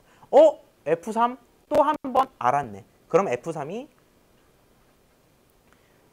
지워지겠고요. F4, F3 알았으니까 우리 결국에 미루었던 답을 찾았네. 결국 함수에서 재귀적인 방법을 사용했다라는 거는 컴퓨터의 시선에서 봤을 때 수많은 자기 함수들, 자기의 동생, 동생의 동생, 동생의 동생의 동생 함수들을 넣고 빼는 과정의 반복이다라는 겁니다. 그래서 우리가 원리가 헷갈릴 때 스택 차원에서 바라볼 수가 있고 그러면 얘가 성공적으로 나온다. 5, 4, 3, 2, 1, 2, 3, 2, 1 맞나요? 5, 4, 3, 2, 1, 2, 3, 2, 1이 나오죠. 마지막 건 리턴 출력값이다라고 얘기를 했습니다. 이렇게 나올 수가 있겠다라는 겁니다. 그러면 뭐 세 스텝도 어렵겠습니까? 세 스텝은 어렵긴 해요. 세 스텝은 어렵긴 합니다만 그래도 우리가 이 스택 원리 내가 지금 뭐 하고 있지? 톱 함수 계산하고 있어. 그러면 톱 함수 계산 끝나면 팝 되겠네. 라는 원리를 알았으니까 이제는 헷갈릴 일이 덜 하겠다라는 겁니다. 제가 초반에 그런 말씀 드렸죠. 링크드 리스트까지는 이거 뭐 왔다 갔다 재미는 있는데 뭐 하는 거지? 이걸 왜 쓰는 거지? 라는 느낌이라면 스택은 뭔가 좀 말랑말랑하게 만져진다고요. 그 만져지는 첫 번째 사례가 요거인 겁니다. 재귀 같은 함수 호출 시에 컴퓨터가 실제로 스택 기반에서 사고를 한다라는 겁니다.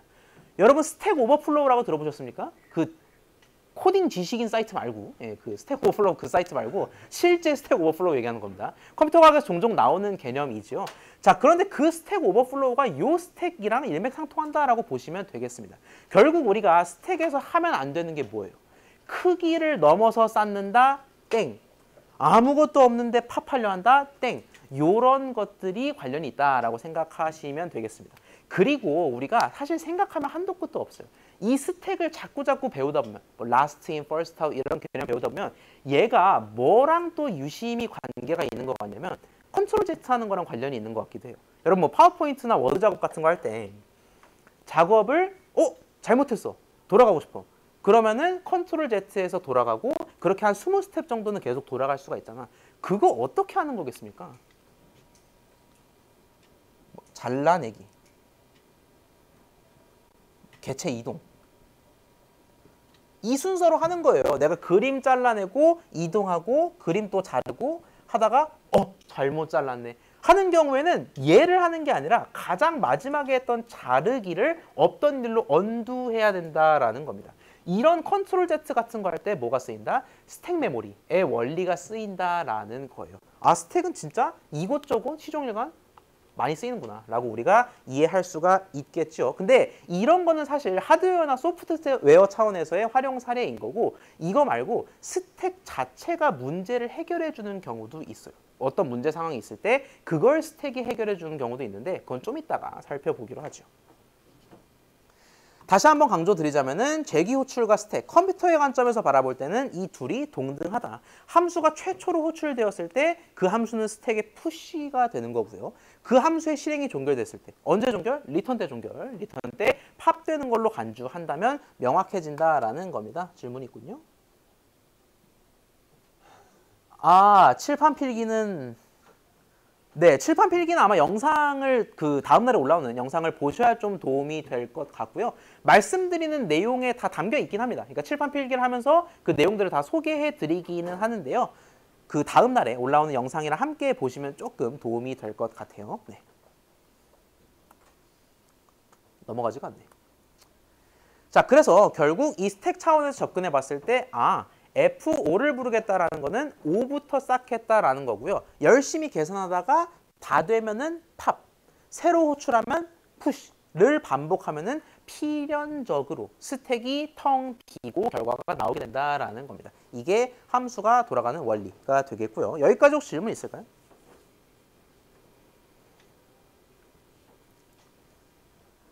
자, 없다면은 스택의 실제적 구현. 제가 오늘 그렇게 어렵지 않을 거라고 미리 말씀을 드렸습니다. 스택의 실제적 구현에 대해서 살펴볼 건데 저희 지난주 링크드 리스트의 경우에는 그래도 꽤 코드가 좀 됐어요. 일단 클래스에 대한 개념이 필요해서 저희가 복습을 했고요. 그래서 그 클래스를 노드를 하나의 클래스로 간주를 해서 각 노드가 어떤 속성을 가지게 뭐 NPC가 HP랑 NP를 가지듯이 각 노드는 프리브와 넥스트와 데이터를 가지게 라고 했지요. 근데 스택 같은 경우에는 나 자신, 이 중요하지. 내 전놈과 훈놈에 대한 정보를 가질 필요는 없어요. 그러니까 스택이라는 거대한 구조물, 이 그릇 하나만 턱 놓고 데이터 왔다 갔다만 할 수 있게 하면 되거든요. 근데 이거 어디서 많이 봤던 장면이에요. 그냥 그릇 하나 딱 있어가지고 거기에 데이터 넣었다 뺐다?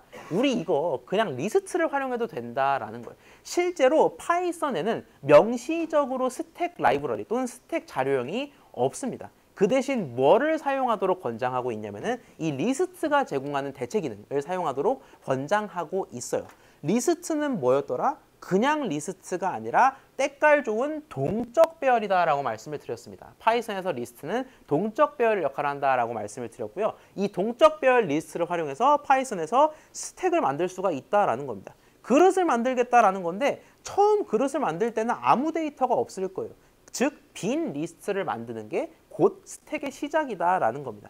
그러면 그 스택에서 뭐를 쌓겠느냐? 계속해서 원소들, 데이터들, 뭐 차무식 해서 여러 개의 데이터들을 쌓을 텐데 그 데이터를 쌓을 때마다 제가 어떤 특성을 말씀드렸어요. 데이터가 어디로 가는지는 이미 답정너야. 정해져 있어. 어디로 가는지는 정해져 있고 무슨 데이터냐가 계속 중요했죠. 그게 푸시의 원리였죠. 그래서 그거랑 꼭 맞는 친구가 사실 우리가 배운 놈 중에 있었습니다. 복습한 놈 중에 어펜드라고 있었죠. 위치는 관심 없어. 어차피 꼬리칸으로 갈 테니까.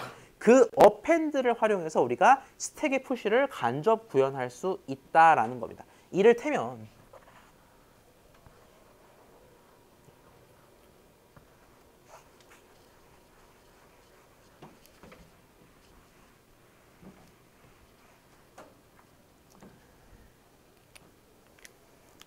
이를테면 스택에다가 내가 순차적으로 3 넣고 7 넣고 2 넣는다라고 가정을 해볼게요. 그러면 우리 구조적으로는 어떻게 되는지 빤히 알고 있습니다. 3, 7, 2.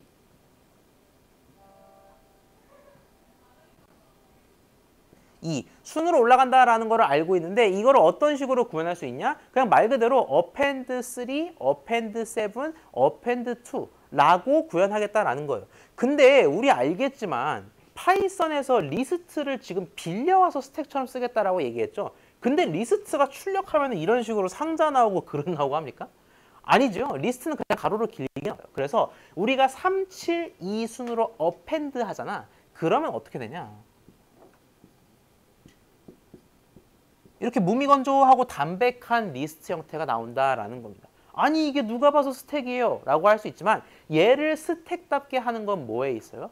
팝하는 원리에 있다라는 거예요. 어쨌든 append 하는 순서는 계속 누적한다라는 거니까 요 누적, 제가 지금 말씀드리는 요 누적의 방향과 리스트를 읽는 요 방향을 동일시하자라는 겁니다. 이렇게 읽는다, 이렇게 읽는다. 둘을 동일시하면은 얘도 스택처럼 쓸 수 있겠다라는 거예요. 헷갈릴까 봐 말씀을 드리는 겁니다. 왜 얘는 273인데 얘는 37이에요? 방향을 일치시키면 얘를 스택처럼 바라볼 수 있다라는 거예요. 다만 주의해야 될 점. 스택을 스택답게 하는 건 뭐예요? 3, 7, 2를 넣었다가 빼려고 할 때 2부터 빠진다가 핵심이죠. 자, 그러면 리스트에서도 내가 리무브를 하든 DEL을 하든 뭔 난리를 피우든 간에 팝을 하면, 팝 혹은 그와 유사한 행위를 하면은 뭐가 빠져나가야 돼? 팝 한 번 하면 어떤 숫자가 나가야 되죠?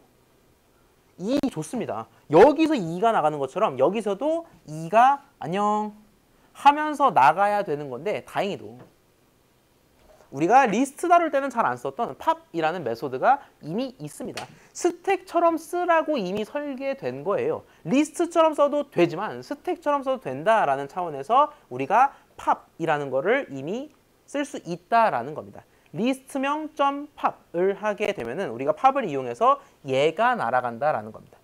결국 리스트의 관점에서 보면 팝은 최후 원소 제거의 의미를 갖습니다만 우리가 이렇게 스택에서 봤을 때는 최상단 원소 제거의 의미를 갖는다라고 해석할 수가 있겠죠. 자, 다만 픽은 우리가 직접 구현할 필요가 있겠습니다. 하지만 픽을 구현이라고 하기에는 살짝 민망할 정도네요. 왜? 그냥 슬쩍 최상단 보는 거잖아. 요렇게 읽는다라고 얘기했기 때문에 최상단은 뭐예요? 372 중에 2가 되니까 최상단을 보려면 끝자리만 보면 된다. 마이너스 1 인덱싱을 이용해서 보면 되겠다라는 거예요. 구현은 이토록 간단하지만 여러분 결국 시험 때 뭐 프로그래밍 시험도 있다라고 말씀을 드렸죠. 그럴 때는 실제로 이런 스택들을 능수능란하게 여러분이 사용할 줄 알아야 하겠죠. 그래서 몇 가지 손 풀 겸 좀 실습을 해보도록 할게요. 다시 여러분의 파이썬 편집기로 돌아가겠습니다.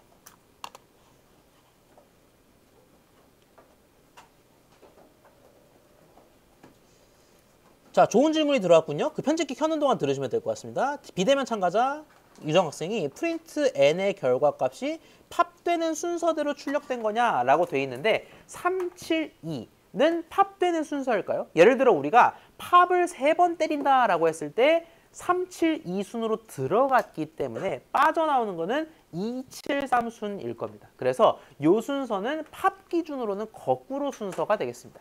그래서 이 순서, 리스트의 순서와 이 실제 스택은 가로 세로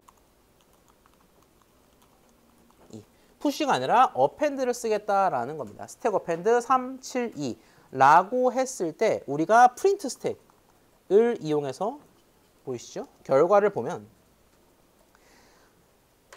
372 순으로 나온다. 요거는 리스트의 특성이기 때문에 우리가 예측할 수 있는 결과입니다. 다만 얘를 어떤 식으로 바라볼 거냐? 얘를 왼쪽으로 90도 휙 돌려서 가로 세로로 보면 좀 잘 보이겠다라는 거예요. 뭐 이거를 좀 진짜 극단적으로 한번 해볼까요? 네. 그 칠판이 안 보이시는 비대면 분들도 계시니까.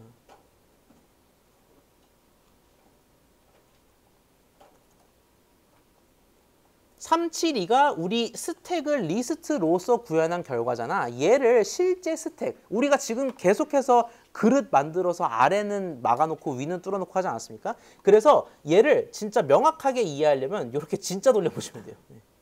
진짜로. 물론 숫자를 읽기가 좀 껄끄러워지는 문제가 발생하긴 합니다만 어떻게 됐습니까? 왼쪽으로 90도 돌렸더니 누적된 순으로 아래에 적재되는구나. 3, 7, 2 아래에서부터 이렇게 되는구나 라고 이해하시면 되겠습니다. 요게 자꾸 강조드린 이유가 뭐냐면은 여러분이 스택 자체에 대해서 이론적으로 이해하는 것도 참 중요하지만 이론적으로 낼 수 있는 문제에는 한계가 있어요. 그리고 어느 정도 여러분이 이론적으로는 완벽히 이해하셨다라고 생각을 합니다.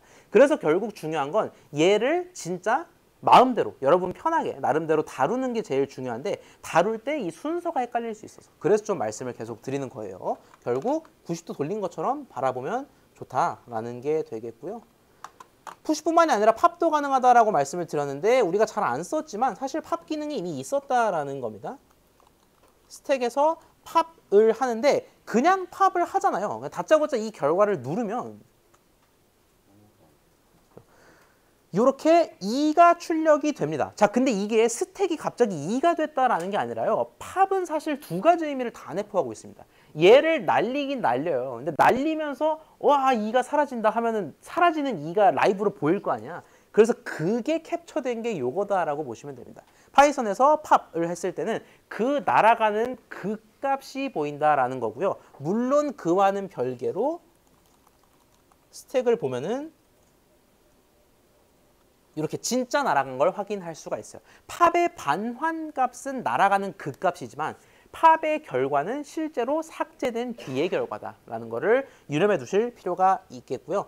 픽은 결국 최상단에 있는 놈, 372를 돌렸을 때 최상단에 있는 놈을 보고 싶은 거니까 마이너스 1, 거꾸리 1번째 원소를 인덱싱하면 여기서 37밖에 없으니 7이 반환되는 걸 확인할 수 있겠습니다. 요거를 자유자재로 쓰는 게 아마 중요할 것 같아요. 그렇게 자유자재로 써야만 풀릴 수 있는 문제들을 과제로서도 좀 제공을 해드릴 예정이 되겠고요. 여기까지 혹시 질문 있을까요?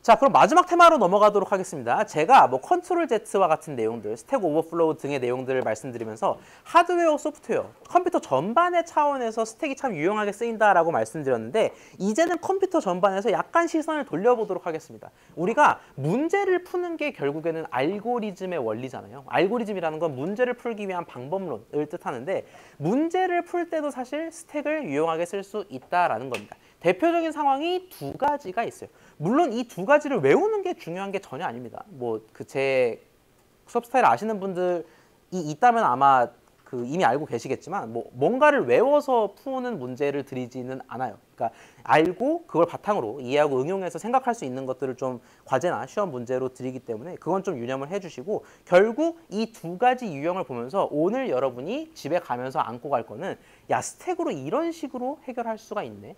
이 문제는 요러니까 스택 쓰기 딱이구나. 또 다른 문제는 이러니까 스택 쓰기 별로구나. 라는 느낌을 가져가시면 사실 오늘로선 그걸로 충분해요. 네. 억지로 뭔가를 외우거나 할 필요는 없다라는 겁니다. 자, 여러분 사실 프로그래밍에서 지금까지 괄호를 굉장히 자유자재로 써왔습니다. 이를테면 리절트 1의 경우에는 괄호 27별, 괄호 3 더하기, 다시 괄호 14 나누기 괄호 난리도 아니에요. 막 왼쪽 괄호, 오른쪽 괄호 별거 다 나오는데 리절트 1은 문법적으로 옳게 작성되어 있습니다. 실제로 보시면 그래요. 다만 리절트 2나 3의 경우에는 옳지 않게 작성이 되어 있는데 리절트 2의 경우에는 여는 괄호는 3개인데 닫는 놈이 2개예요. 그래가지고 잘못 작성된 사례에 해당을 하겠고 리절트 3는 열지도 않았는데 지 혼자 닫고 있죠. 예, 이래서 잘못 작성된 사례가 되겠습니다. 반면 1번과 4번은 올바른 문법이 되겠고요. 우린 사람이니까 이걸 압니다. 근데 프로그래밍 언어들은 컴파일을 하는 과정에서 이 괄호가 올바르게 작성되어 있는지 어떻게 판단할 수 있는가? 사실 우리가 콜앱을 돌릴 때마다 뒤에 몰래 사람이 있어가지고 매번 체크하는 거 아닐까요? 그럴 리가 없겠죠. 그렇기 때문에 언어가 어떻게 이거를 판단하냐라고 했을 때 굉장히 흥미롭게도 요 뜬금없이 이 내용을 말씀드린 이유가 스택을 활용해서 이걸 쉽게 판단할 수가 있다라는 겁니다. 예를 들어 옳은 사례 먼저 볼게요. 리절트 1. 27, 34 난리도 아닙니다. 어려운 식인데 이 친구가 왜 값은 무관하고 왜 괄호 자체가 맞게 들어갔냐라고 얘기했을 때 우리가 괄호가 맞다라는 의미를 좀 곱씹어 볼 필요가 있어요. 얘는 스택이다. 이 문제는 스택이야 하고 막 매치해서 외우지 말라는 겁니다. 여기 계신 모든 분들, 또 비대면으로 듣고 있는 모든 분들이 스택의 원리에 대해서는 이제 통달을 했어요. 아, 계속 쌓는데 마지막으로 쌓은 놈이 먼저 튕겨나가는 LIFO 구조구나 라는 거는 다 알았어요. 자, 그런데 이 괄호의 특성을 잘 보자면은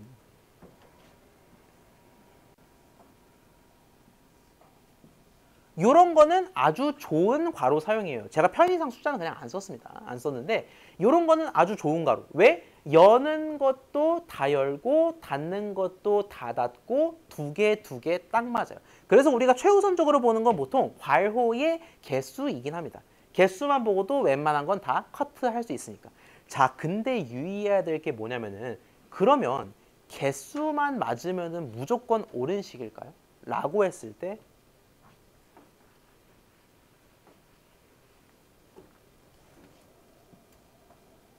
좀 괄호를 이렇게 많이 뉘어야 뒤에 잘 보이실 것 같아요.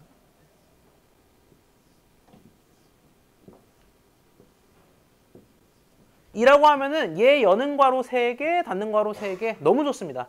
얘 맞는 괄호식입니까?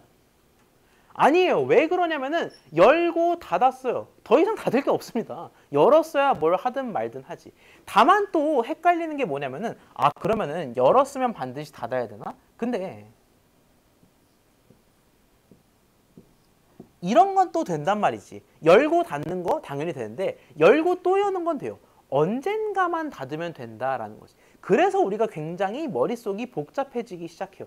개수도 개수대로 맞아야 되는데 이미 닫힌 거를 또 닫으려고 할 수는 없고. 근데 우리 잘 생각해 보면은 공술의 공수거라는 스택의 원리가 얘랑 비슷하기도 합니다. 원래는 괄호가 없었어. 근데 괄호를 열심히 작성하고 보니까 열고 닫아 사라지고 열고 닫아 사라져. 그럼 결국 괄호 빈손으로 왔다가 괄호 빈손으로 나가는 거 아닙니까? 그래서 이 친구를 스택 차원에서 적용해 보면 어떤 식으로 우리가 사고를 할 수 있느냐? 여는 괄호는 괄호의 시대를 연다라는 뜻에서 라는 뜻에서 푸시라고 넣을 수가 있다라는 겁니다. 여는 괄호가 등장했으면 괄호가 나타난 거니까 새로 탄생한 거니까 푸시라고 간주하겠다라는 거예요. 그게 뭐 여는 닫는 괄호 뭐든 상관이 없습니다. 그냥 페런티시스 그 괄호의 영어 단어의 준말인 P라고 할게요. 그냥 푸시 P라고 생각하자라는 겁니다. 즉 요게 바로 푸시 P 라는 거예요. 그리고 괄호를 닫잖아. 그러면은 끝난 거죠. 괄호의 목숨이 다한 겁니다. 그러면은 우리가 얘를 어떻게 보면 되냐? 팝이라고 보면 된다라는 겁니다. 야, 그러면은 뭔가 실마리가 보여. 뭐 복잡하게 데이터 같은 거 생각할 필요도 없이 얘는 심지어 괄호 종류가 오직 단 하나밖에 없잖아요. 그러면 우리가 편하게 생각할 수 있어. 데이터가 왔다 나갔다 왔다 왔다 나갔다 왔다 나갔다. 그러면 우리가 원칙 두 가지라고 얘기했죠. 첫 번째, 여는 괄호 닫는 괄호 개수 동일해야 된다. 그거는 뭐에 대응해요? 스택에서 푸시된 횟수의 총합과 팝이 된 횟수의 총합이 어떻게 돼야 돼? 같아야 된다라는 거죠. 둘이 이꼴 돼야 된다라는 거야. 공수의 공수가 원칙이죠. 자, 그리고 두 번째, 개수만 맞아서는 안 되고 이미 여는 거 다 닫혔는데 더 닫으려고 하면 안 된다. 다시 한번, 요게 중요합니다. 여는 거 다 닫았는데 더 닫으려고 하면 안 된다라는 거를 스택으로 대응해 생각하면 어떻게 되냐면은 푸시했다, 팝했어요. 그러면 텅 비게 됩니다. 근데 텅 빈 상태에서 얘 또 뭐 하고 있지요? 팝하고 있죠. 아무것도 없는데 팝해 나와 라고 하면 나와 지겠습니까? 그래서 아무것도 없는 상황에서 팝하면 안 된다라는 겁니다. 아, 결국 두 가지 원칙. 개수 맞는 건 푸시 팝이 동일해서 최종적으로 몇 개가 남는지를 보면 된다라는 거예요. 코드 한 줄이 끝났음에도 원소가 남아있는 경우, 이거 곧 무슨 경우겠습니까? 푸시 팝 개수가 안 맞는 거예요. 푸시가 더 많아가지고 팝을 끝내다 못한 겁니다. 그 경우에는 닫을 걸 안 닫았으니까 원칙에 위배되겠다라는 거고요. 그리고 나서 첫 번째, 팝할 수 없는 상황에서 팝을 하는 경우, 이게 바로 어떤 경우겠습니까? 닫을 대로 닫았는데 더 닫는 경우. 이게 딱 스택으로 풀기 좋은 형태다라는 겁니다. 이 문제를 볼 때 아, 이건 딱 봐도 오늘 배운 스택을 활용, 이렇게 나올 수는 없어요. 그렇게 사람의 사고회로가 돌아갈 수는 없지만 자료구조 차원에서 생각했을 때 배운 게 많지 않잖아요. 링크드 리스트, 시간복잡도. 시간복잡도는 또 자료구조가 아니니까. 링크드 리스트랑 스택 정도를 배웠는데 이게 뭐 괄호끼리 서로 연결되어 있어서 내 다음이 너고 이거랑은 큰 관련이 없어 보여요. 내 다음과 내 전이 큰 연관이 없거든. 어차피 순서 바꿔도 돌아갈 수도 있잖아. 그래서 링크드 리스트 말고 배운 놈 중에 스택을 생각해 봤을 때 아, 열고 닫는다라는 건 괄호가 탄생했다 소멸한다라는 거니까 탄생은 푸시, 소멸은 팝을 적용해 보면 의외로 황당하게 이렇게 풀린다라는 거예요. 그럼 리절트 1은 왜 맞는 식일까? 여는 괄호 한 번 나왔으니 푸시, 여는 괄호 한 번 또 나왔으니 또 푸시, 여는 괄호 또 나왔으니 또 푸시. 그 상태에서 한 번 닫으니까 팝이고요. 다시 열으니 푸시, 마지막에 팝. 개수 맞습니까? 4개, 4개여서 맞고요. 중간에 팝할 수 없는 상황이 있습니까? P가 1개, 2개, 3개, 2개, 3개, 2개, 1개, 1개. 결국 공수의 공수거도 지키고 팝할 수 없는 상황도 없고 이런 경우가 문법적으로 올바른 경우다라는 겁니다. 그럼 틀린 놈 두 놈은 왜 틀렸겠어요? 다양한 이유로 틀렸겠지. 자, 리절트 2의 경우에는 3개 열었는데 2개 닫았죠. 표현하자면 푸시, 팝인데 공수의 공수거가 안 돼요. 빈 상태로 왔는데 P가 남아버렸네. 그 경우에는 스택이 비어있지 않기 때문에 잘못이다라는 게 되겠고요. 리절트 3의 경우에는 볼 것도 없습니다. 초장부터 팝? 안 되죠. 그래서 이 경우에는 잘못. 코드가 문법적으로 올바르지 않다라고 검증할 수가 있다라는 겁니다. 아, 사람이 눈으로 봤을 때 괄호식은 멀끔하게 잘 보이는데 이걸 스택으로 풀 수도 있겠구나. 그러면 조금 어렵게 가볼까요? 조금이라고 해봤자 별게 아닙니다.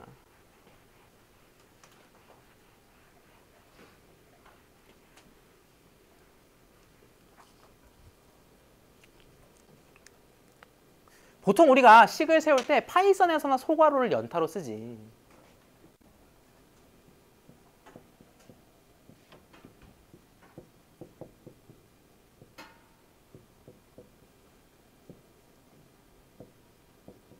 이런 식으로 보통 중괄호와 대괄호를 적절히 섞어 쓰죠. 이런 경우에도 판단이 안 될까요? 이런 경우에는 우리가 판단을 어떻게 하면 되겠어? 뭐 소, 중, 대를 순서를 섞어 썼다고 잘못 그런 게 아니라 그냥 애초에 괄호 매칭이 잘 됐는지만 알아보기 위해서는 어떻게 하면 됩니까? 중괄호로 시작했으면 무슨 괄호로 닫아야 돼? 중괄호로 닫아야 돼요. 대괄호로 시작한 자 대괄호로 끝내리라기 때문에 이 친구는 뭘로 보면 된다? 소괄호 스택, 중괄호 스택. 대괄호 스택을 3개 만들어서 3개 만드는 거 일이겠습니까? 리스트 3개 만드는데 3개의 스택을 만들어서 각자 이 조건들을 AND로 모두 충족하는지 를 살펴본다면은 괄호 매칭의 성공 여부를 알 수가 있겠죠. 결국 이런 식으로 조금씩 사고를 확장해 나가는 게 우리의 목표인 겁니다. 여러분 알고 있겠지만 자료구조의 그 다음 과목, 여러분이 보통 그 다음에 들으실 과목들이 알고리즘이 되겠습니다. 알고리즘이 본격적으로 어떤 문제를 효과적으로 푸는 방법에 대해 떠올리는 과목이다라면은 자료구조는 그 전초전, 체력전이다라고 생각하시면 돼요. 기초 체력을 쌓는 차원에서 이런 문제에 혹시 복잡한 생각하지 않고도 자료구조 몇 개 때리면 해결되지 않을까? 라고 하는 이런 이 문제 해결과 관련된 내용들이 꼭 자료구조마다 몇 개씩은 등장을 할 겁니다. 스택을 이용하면 이런 거 해결할 수 있지 않을까? 트리를 이용하면 이런 문제 해결할 수 있지 않을까? 이런 것들을 몇 가지 살펴볼 거고요. 참고로 이 문제 해결 파트를 마주칠 때마다 아마 뭐 비전공이시거나 컴퓨터 과학에 조금 자신이 없다 하는 분들은 이거 결국 그냥 이 머리빨 게임인가? 약간 그런 생각이 드실 수도 있을 거예요. 그러니까 이걸 보고 어떻게 스택인 걸 바로 알지? 라고 하실 수도 있는데 거기서 좌절하지 마시고 어차피 우리가 배우는 자료 구조가 그리 많지 않습니다. 이건 내가 확실히 말씀드릴 수 있어요. 배우는 자료 구조가 실러버스 상으로도 아주 많지는 않기 때문에 각각의 특징이 명확하게 머릿속에 자리 잡고 있으면 그래도 필요 없는 자료 구조는 좀 눈에 보여요. 예를 들어 어떤 문제가 주어졌을 때, 괄호 매칭 문제가 주어졌을 때 링크드 리스트는 별로 큰 의미가 없다라고 말씀을 드렸죠. 너 다음, 너 전이 뭐가 궁금해요. 결국 열고 닫는 문제인데. 그래서 몇 개를 배제하다 보면 이거 혹시 스택으로 푸는 거 아니야? 라는 생각을 할 수가 있다라는 거죠. 이번 학기는 단순히 자료 구조를 배우는 걸 넘어서서 이렇게 문제 해결까지 넘어가는 훈련들도 좀 해보는 학기다라고 생각해 보시면 좋을 것 같아요. 여기까지 질문 있을까요? 네.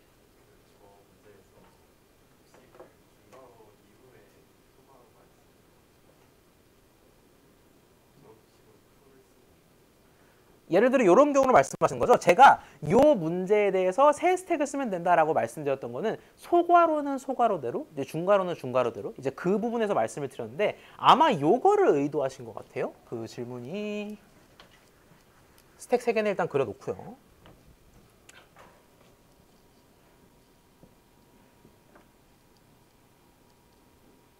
아마 요거를 의도하신 것 같아요.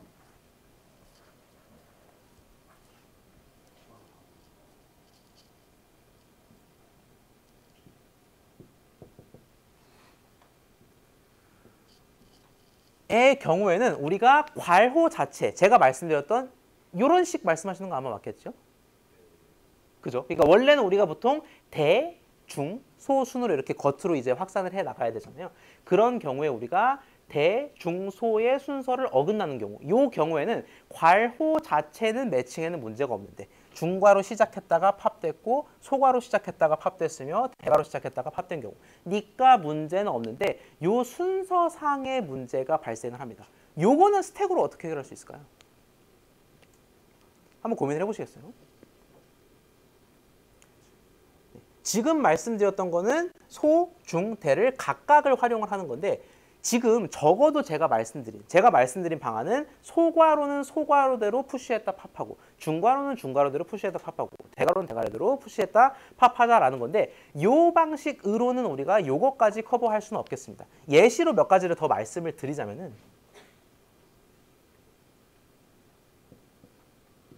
좀 극단적인 사례를 들어드려야 되는데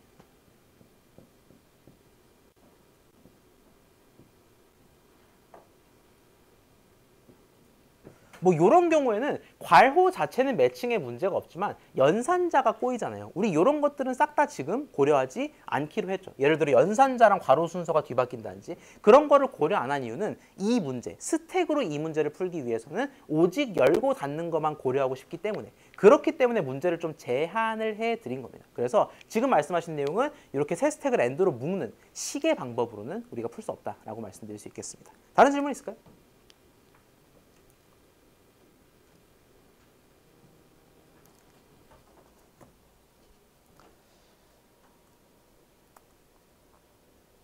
네. 자, 후위 표현식이라는 낯선 개념이 나왔습니다. 문제 해결 두 가지 본다라고 했는데 두 번째가 되겠어요. 우리가 보통 괄호를 포함해서 이렇게 연산식을 꾸리곤 합니다. 근데 괄호 없이 오직 숫자랑 연산자만으로 그러니까 괄호를 아예 쓰지 않고 숫자랑 연산자를 복잡 단어하는 순서로 표현해서 식을 표현할 수가 있어요. 그런 걸 우리는 보통 두 가지, 전위 표현식과 후위 표현식이라고 얘기를 하는데 그중에서 오늘 후위 표현식을 한번 볼 겁니다. 후위 표현식이라는 거는 후위는 뒤로 간다라는 거잖아요. 뭐가 뒤로 가겠어? 숫자는 앞에 있고요. 연산자가 어디 있냐가 위를 의미하는데 연산자가 뒤로 가니까 후위 표현식이 되겠습니다. 예를 들어서 3 곱하기 5 이게 우리의 표현식이잖아. 우리의 표현식은 중위 표현식이라고 얘기를 하는데 왜 중이냐면은 요 두 수 사이 즉 가운데 중자의 연산자가 위치한다 라는 의미에서 중위 표현식이에요. 근데 얘를 후위 표현으로 그럼 어떻게 바꾸냐? 너무 간단합니다. 3, 5 연산의 대상이 될 3, 5를 앞으로 빼버리고요. 그리고 나중에 별을 뒤에다가 넣으면 그게 바로 후위, 포스트픽스 표현식이 되겠다라는 겁니다. 자, 그러면 조금만 더 나아가서 4, 2 더하기 3별 이런 거는 좀 복잡하기 시작해요. 보자면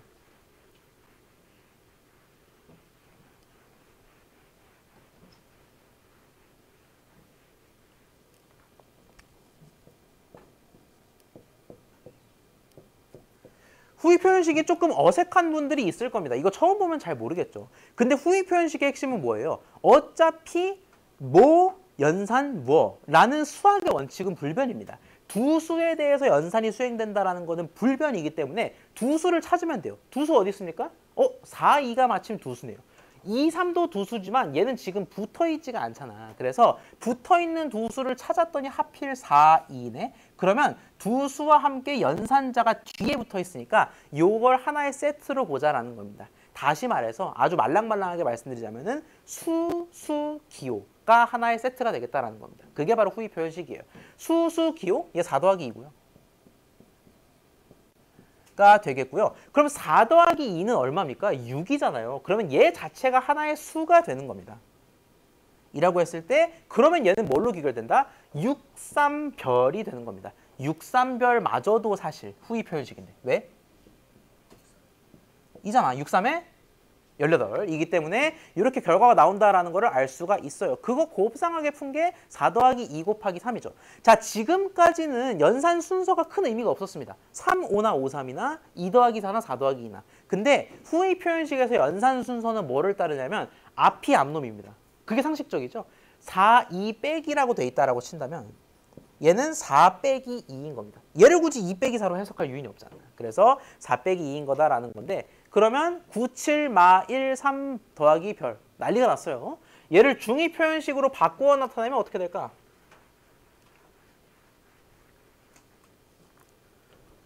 그 애매하게 쉬는 것보단 조금 더 하고 끝내는 게 낫겠죠? 아닌가? 어때요?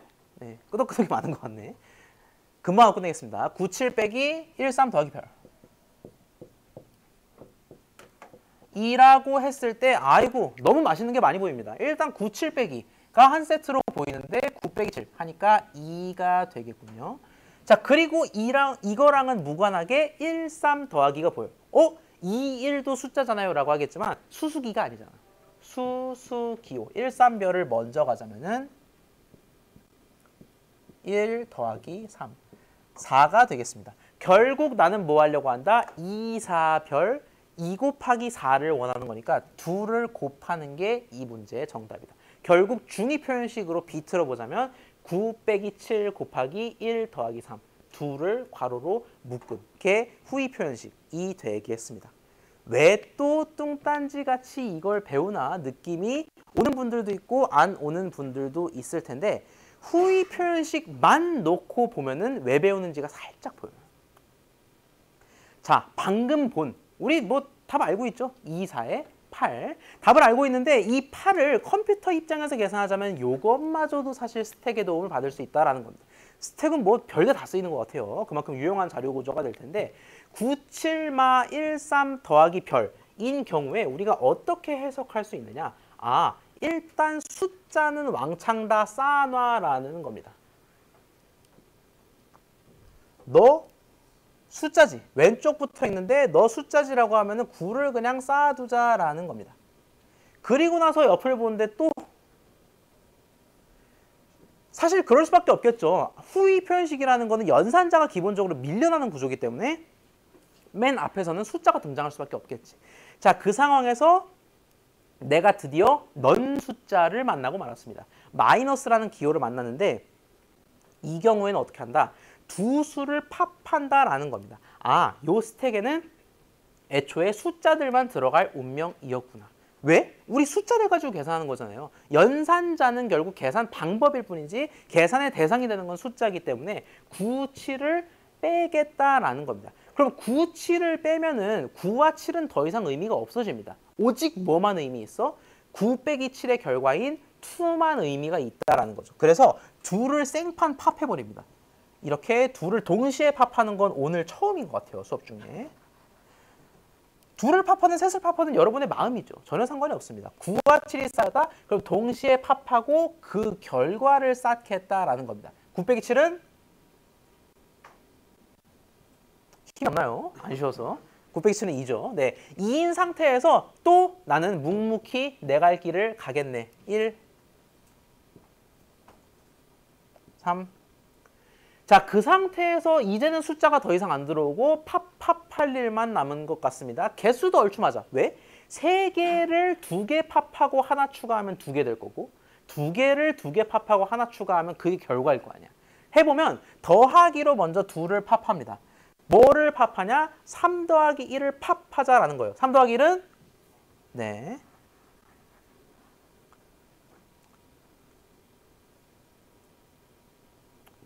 그 작년부터 강의를 해보니까 약간 법칙이 있어요. 그 수업 끝나는 때랑 가까워질수록 대답 소리가 좀 올라가기 시작합니다. 예.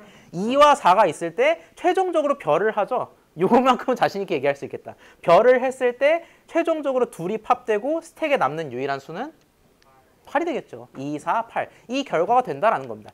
전위 표현식은 따로 있어요. 자기대로 따로 있지만 적어도 후위 표현식에 있어서는 아, 스택으로 할 수 있겠다. 왜? 연산자를 몽땅 밀어버렸으니까 숫자만 쌓았다가 보일 때마다 즉시 계산한다. 그게 바로 포스트픽스, 후위 표현식이고 그걸 스택의 형태로 나타낼 수가 있다라는 겁니다. 자, 저희는 오늘 3시간은 아니죠. 3시간 조금 안 되는 시간 동안 스택에 대해서 살펴보았습니다. 이론적으로도 참 중요하고 파이썬으로 말랑말랑 만지는 것도 중요하다라고 말씀을 드렸어요. 조만간 아마 과제가 나갈 텐데 과제는 이론 과제도 나가고 프로그래밍 과제도 한 차례지만 이제 나눠서 문제를 좀 쪼개서 드릴 테니까요. 연습 삼아서 과제 문제를 좀 성실히 풀어주시면 도움이 많이 될 것 같고요. 아, 네, 좋습니다. 네. 마지막에 2곱하기 4, 8 나온 거 네. 푸시 안에 넣어야 되나? 아, 좋은 포인트인데요. 사실 결국 우리가 스택을 쓰는 목적은 그 문제의 결과를 얻기 위해서 쓰는 거기 때문에 푸시하게 되면은 그냥 8이라는 결과를 안고 내가 가는 거고요. 그냥 팝해서 8을 바로 뽑고 끝내버려도 괜찮습니다. 사실 실제로 프로그래밍 할 때는 정확하게 언급하신 대로 굳이 푸시할 필요 없이 8로 종결되는 경우가 많습니다. 좋은 포인트가 되겠고요. 그거를 깜빡하고 못했네요. 저희 다음 주에 그 기말고사 날짜 정하도록 하겠습니다. 지금은 제가 끝내겠다고 했으니까 끝내야 되겠고요. 기말고사 날짜가 8일, 15일 중에 미정인데 다음 주에 투표할 거니까요. 비대면 분들이 어떻게 투표할지는 제가 따로 또 말씀을 드릴게요. 주말 잘 보내시고 다음 주에 뵙겠습니다.